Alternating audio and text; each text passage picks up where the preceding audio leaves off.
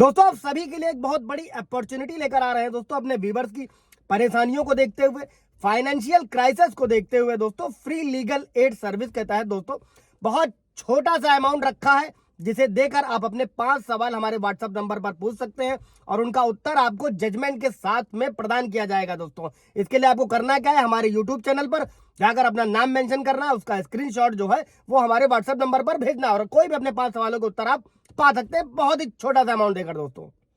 दोस्तों आज इस वीडियो में हम लोग सुप्रीम कोर्ट का एक जजमेंट समझने वाले हैं दोस्तों, जिसमें माननीय सर्वोच्च न्यायालय द्वारा दोस्तों अलग रह रहे जोड़े को तलाक देते हुए ये कहा गया था कि एक जीवन साथी द्वारा दूसरे के प्रति एक भी झूठी आपराधिक शिकायत दर्ज करना यह वैवाहिक क्रूरता की श्रेणी में ही आएगा दोस्तों।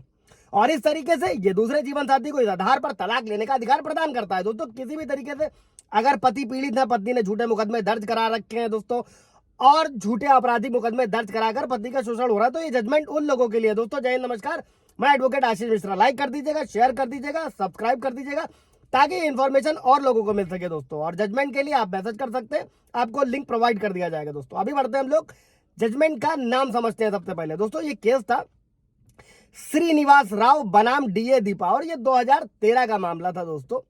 और इस मामले में सुनवाई करते हुए सुप्रीम कोर्ट ने इस बात पर जोर दिया था कि एक जीवन साथी द्वारा दूसरे पर इस तरीके की आपराधिक शिकायत भले ही वो एक ही क्यों ना हो दोस्तों, वो तलाक के अधिकार के रूप में देखी जा सकती है। मतलब इसको साधारण शब्दों में ऐसे समझिएगा कि अगर पत्नी ने झूठे मुकदमे दर्ज कराए हैं तो पति इस ग्राउंड पर आसानी से तलाक ले सकता है दोस्तों। होता क्या है, क्योंकि इस तरीके की जो आपराधिक शिकायत होती है वो वैवाहिक क्रूरता की श्रेणी में ही आएगा।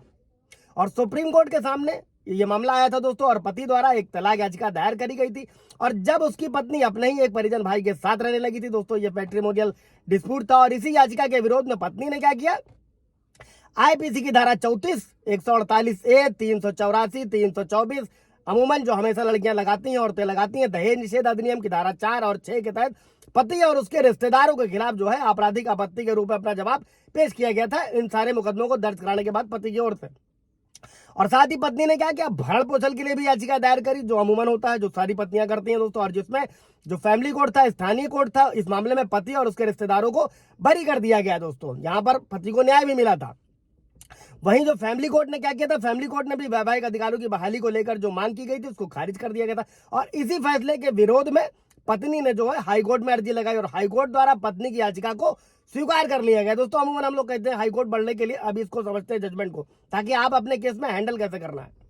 अभी हाई कोर्ट के बाद दोस्तों मामला पहुंचा जो है सुप्रीम कोर्ट और सुप्रीम कोर्ट ने अपील को सुनने के बाद कहा कि संविधान के अनुच्छेद 142 के तहत सुप्रीम कोर्ट के पास इस तरीके की डिग्री पारित करने या फिर बनाने के लिए पूर्ण अधिकार है दोस्तों। इस पर पूरा ब्रीफ वीडियो भी आप जाकर देख सकते हैं।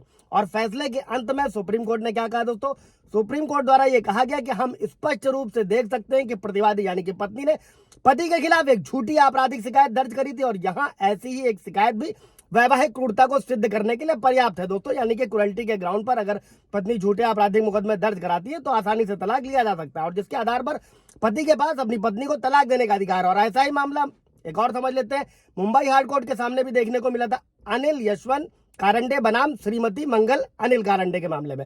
ये जजमेंट सारे आपको मिल सकते हैं दोस्तों, जरूरत अगर जैसा केस होगा आपका बताइएगा। और वहां पर हाई कोर्ट ने पाया कि पत्नी द्वारा पति और उसके परिवार के खिलाफ जो है दोस्तों शादी के 5 दिन बाद ही दायर किया गया था दोस्तों। और पत्नी ने कहीं भी ये आरोप नहीं लगाया था कि उन 5 दिनों के दौरान अपील करता है उनके परिवार के सदस्यों द्वारा उसके या उसके परिवार के सदस्यों से कोई दुर्व्यवहार या दहेज की मांग की गई है दोस्तों। होता क्या है, सुप्रीम कोर्ट का जजमेंट है, जब भी आप कोई एफआईआर दर्ज करा रहे तो डेट, समय, दिन, तारीख, कारण सब कुछ मेंशन करना होता है।